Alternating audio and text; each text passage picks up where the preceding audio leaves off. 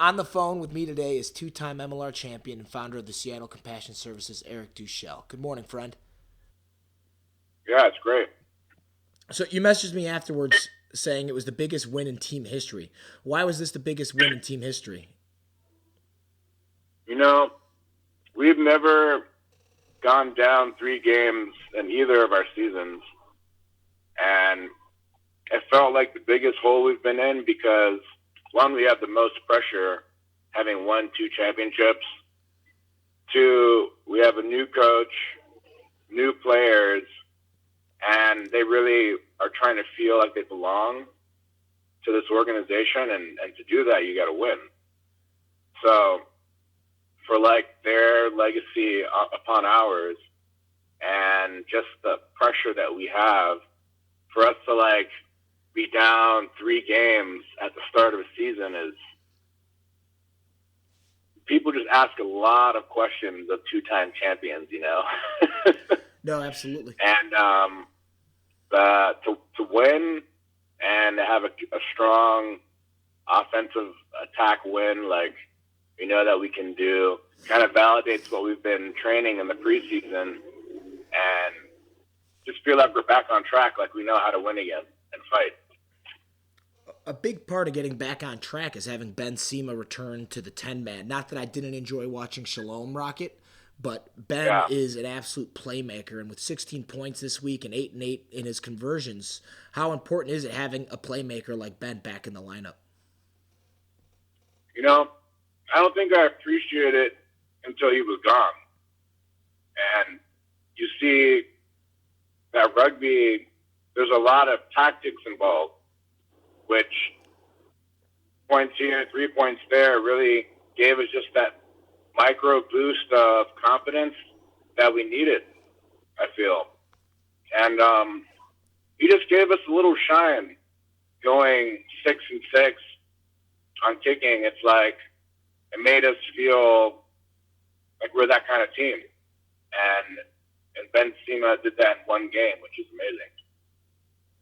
Yeah, he's a real linchpin, real playmaker at that 10 spot, and I think him and JP have a really good connection in how they play, connecting the forwards in the pack. They are probably my favorite 9-10 combo in the MLR right now.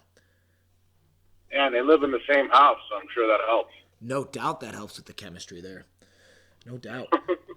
The first quarter of the season is in the books, and after a slow start like we were talking about, is it safe to say the Seawolves have found their stride? Are you guys back to your winning ways? Yeah, man, we found our mojo. We found that little flair that we've always had. And but to be able to play like that, you have to be fit. You have to get some continuity. And I feel like we did that in a big way in the game. Because the first quarter of our game was pretty much like the ending of the Toronto game. It was terrible. And then there was a switch about at the 15th minute. And from then on, we just dominated the rest of the game. And I felt like we broke out of our shell or kind of like ascended and took that next step. 40 pumping a team like the Free Jacks, I would definitely describe that as an ascension. You guys looked fluid and smooth as a unit, no doubt. Now, increasing that stride is the signing of William Rasalika. Now, you were talking about adding new players to the locker room. Now, this is a familiar face to the locker room. Re-signing the hard-hitting center, what type of energy does the big center bring to the team?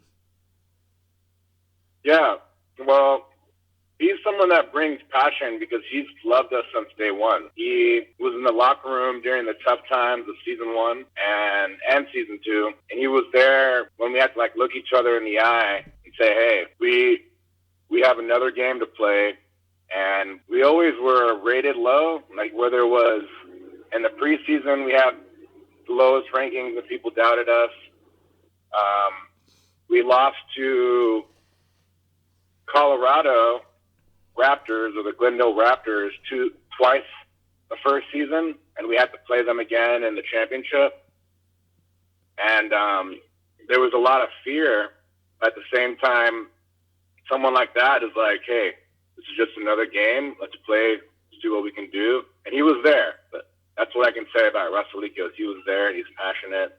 And to have someone that you started it all with means a lot to the guys. I know he's a fan favorite, so they're all excited to have him there. Saturday, March 7th, 6 p.m. Pacific time at Starfield, you'll be taking on the Utah Warriors. What will be the Seawolves' keys to victory in that matchup? They're a really physical team, strong guys, and I think the last 2 years they were the hardest-hitting team in the league. So you knew that after that game you were going to be pretty beat up no matter what the score was. And this particular game, I think we just got to continue doing what we do. I think we are a top caliber team. I don't want to take anything away from Utah, but I think that's a team that we need to show who we are, like show that we are a dominant top tier team and just put them away, like clinically. Physicality will be a huge part of it. I've been watching a lot of the Utah Warriors game, and John Colin has that pack firing on all cylinders. He's a great director in those lineouts. They have a strong scrum, and they win field position on the leg of Hagen Schultz, their fly half. So, it's physicality is going to be huge. No one likes getting punched in the mouth, and that's something you Seawolves are really good at doing. So coming in with that physicality is really going to disrupt what they want to do. We know that we have to be physical. I personally love to be physical. I think we all watch you play. We know you love to be physical. Yeah, so I'm excited for this opponent. I'm going to bring my Fijian Warhammer to the game and just channel my inner mana. It's one of my favorite things about this team is that they do have a cultural energy, and rugby for them is like a spiritual thing. So just love channeling that. What's the story with the Fijian Warhammer? Well, I got it on a sevens tour when we were in Fiji. And then I just brought it to our very first Utah game at home. And because they were, the first season, they were ranked, they were still ranked pretty high. And they were a serious competitor. And it was my first, it wasn't a start, but it was a game that I just was really hyped about. And wanted to meet them fire with fire. Gotta meet fire with fire. We know the Seattle fandom will be there and forced to support the Seawolves fan base. It must be the best fan base in the country. How great is it playing in front of a sold-out stadium every home game? Well, my favorite part is like when something really awesome happens on the field, you hear it echo in the crowd. Yell their approval, yell their love. They're seeing like an athletic feat, which to them, just playing rugby, you know how it is. Everyone you tell that you play rugby thinks that you're this gladiator, this like man above men. And so now they're watching us and witnessing like these really amazing things happening on the field. So when it does happen in our stadium, just everyone, you feel it like shake in the stadium. So opponents like playing there because they get really fired up. Like the crowd would just yell no matter who's doing something amazing. They just like being entertained. They like good rugby and good sportsmanship. So it just elevates everything to another level. And one more point on this. As American rugby players, like that's how you started. You know that we played important games in elementary school fields where there was no one there. We played a lot of big games where it was just us and our own pride, and we did it for our brothers. So now to have 5,000 people watching when that's where it all began, I think it's just even more special as an American rugby player because we're not used to this kind of treatment. And to have the fans just become hooked like we're normal professionals and just fall in love with it, it's special. 2020, man, it's an amazing year.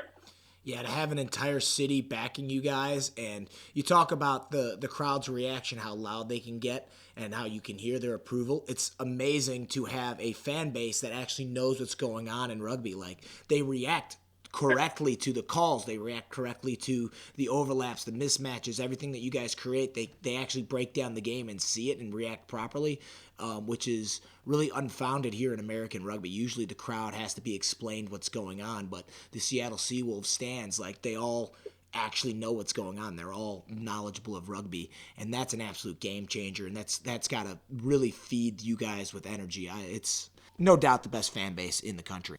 Like, we have fans that have been to every single Seawolves game there's been. Like, they've never seen a rugby game before, but after the first game, they've come to every single game. And, that's amazing. Like, we're building something, and we're building people that really love the sport now and really know who we are as Seawolves. Like, they've seen every single game I've played in as a professional. I think that's amazing and wild. So it's something special for sure. Eric, we know you are a physical force on the field. Does everybody know that you're also a moral force off the field? What is Seattle Compassion Services to you? Yeah, idea behind it is to build a sanctuary for people that have gone through unfortunate times.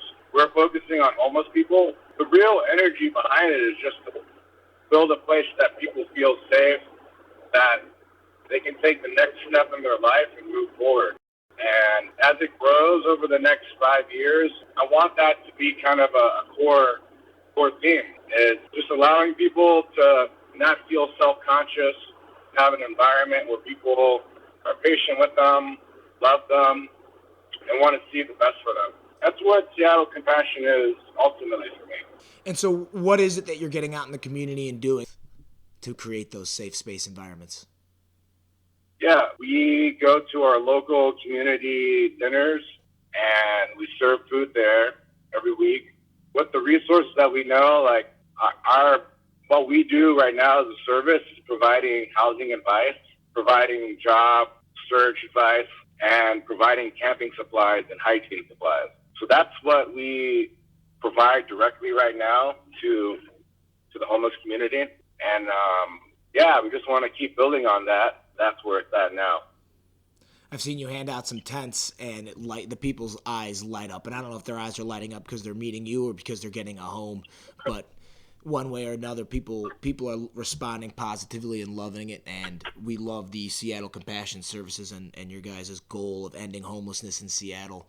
Because I'm a big believer that in America, every American citizen should have a home. There should be no homeless in America. And to have a veteran like yourself and a influence in the community taking it up as a mantle is just absolutely is the absolute genuine article, man. So keep it up. Thanks, Kevin. Yeah, every American should have a home. Every American should have clean water.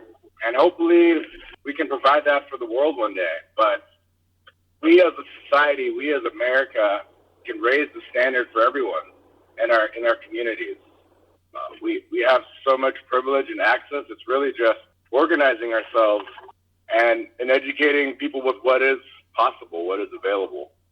It's nice to be a part of that and to work with someone like you that is passionate, about growing the game, about growing virtues in our society. I'm all about those rugby ethos. Yeah, man. Eric Duechle, forward and philanthropist, putting in the work on and off the pitch. Thank you for taking the time to talk with me and my listeners, Eric. I know you got to get back to practice. I'm just really grateful. I'm headed to a Krusty's commercial, which is my first commercial I'm ever shooting. It's for our number one sponsor, like that's across our chest. These Krusty's protein pancakes. I've seen the Krusty's. I was trying to think, for some reason I wanted to say like donut shop, but yeah, the Krusty's pancakes. Yeah, it makes me think of the Simpsons Krusty's. Yeah, I never thought I'd be doing that, shooting commercials for my professional rugby team. And you're not going to dress up as Krusty the Clown, are you? No, they just want us in a really tight Seawolves tank top shirt. Oh, of course. You got to get those muscles bulging. You are doing a commercial for the Seattle Seawolves. Who? Any of the other players joining you there? Yeah, Brad will be there, Billy will be there, and JP Smith. I know Brad Tucker loves some crusty pancakes, no doubt. Oh, that's gonna Yeah, be man. So I'm grateful. Thanks for having me on your show, and just want to send love to everyone that's listening. We're feeling the love. Thank you, Eric. All right, see you, Kevin.